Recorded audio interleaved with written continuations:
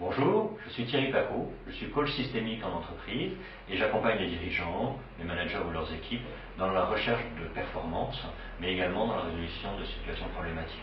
Aujourd'hui, j'aimerais vous parler d'un sujet que l'on rencontre fréquemment en entreprise, c'est comment développer ma motivation individuelle. Comment moi, en tant que cadre, en tant que dirigeant, je vais créer ma motivation par rapport à un objectif qui me sera personnel. Cet objectif, il peut venir de moi-même ou il peut être inspiré par les directives d'une direction générale. Cette première étape, c'est la mise en condition. Pour cette mise en condition, je vous propose 3 critères. Le premier critère sera un critère de bienveillance envers vous-même.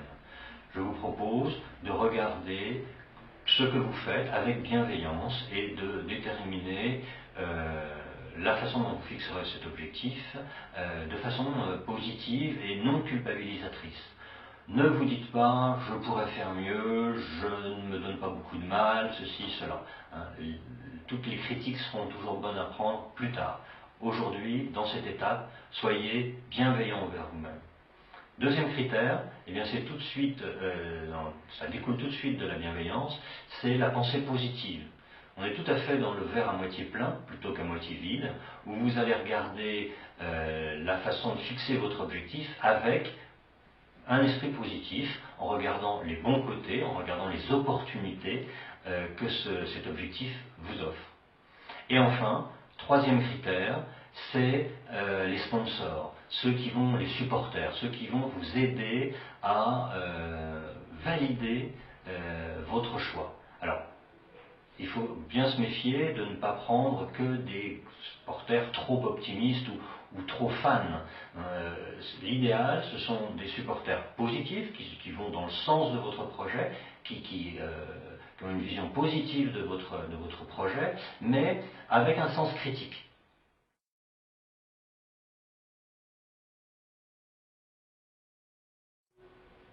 Alors, un mot sur l'objectif. Cet objectif, il doit répondre à quelques critères. Le premier critère, c'est tout simplement être motivant. Est-ce que cet objectif vous donne envie?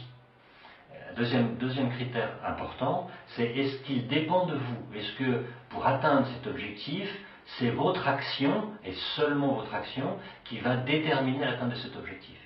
Il devra également être contextualisé. Contextualisé, ça veut dire quand est-ce que je saurai que je suis en train d'atteindre cet objectif ou que je l'ai atteint. Et donc ça veut dire qu'il y aura des dates, il y aura des étapes qui seront précisément décrites tout au long de votre processus. Et puis cet objectif, il doit aussi répondre à ce que l'on appelle l'écologie, c'est-à-dire qu'il devra vous apporter des points positifs et ne pas vous apporter de points négatifs. Atteindre un objectif qui peut léser votre situation, bien évidemment, ce n'est pas un bon objectif. Il faut le formuler ou le retravailler.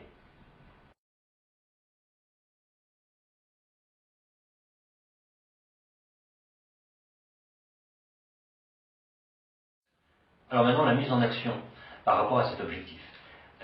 Cet objectif, je vous rappelle, c'est votre objectif prioritaire. C'est celui qui vous motive et que vous avez envie d'atteindre. Donc, le matin, par exemple, en arrivant au bureau, toute votre énergie sera dédiée à ce projet, à cet objectif. Donc, en arrivant au bureau, par exemple, vous lirez vos mails un peu plus tard, vous discuterez avec vos confrères et consoeurs longuement pendant la pause du déjeuner, par exemple, mais en arrivant, consacrez-vous tout de suite à cette mission que vous vous êtes fixée. Un point important également, c'est l'établissement d'un tableau de bord. Je vous suggère de définir un tableau de bord simple qui mesurera les différentes étapes qui vous permettront d'atteindre l'objectif final. Ce tableau de bord a plusieurs avantages. Premier avantage, c'est que lorsque vous remplirez les premières étapes, ce seront des petites victoires que vous pourrez célébrer, que je vous conseille de célébrer.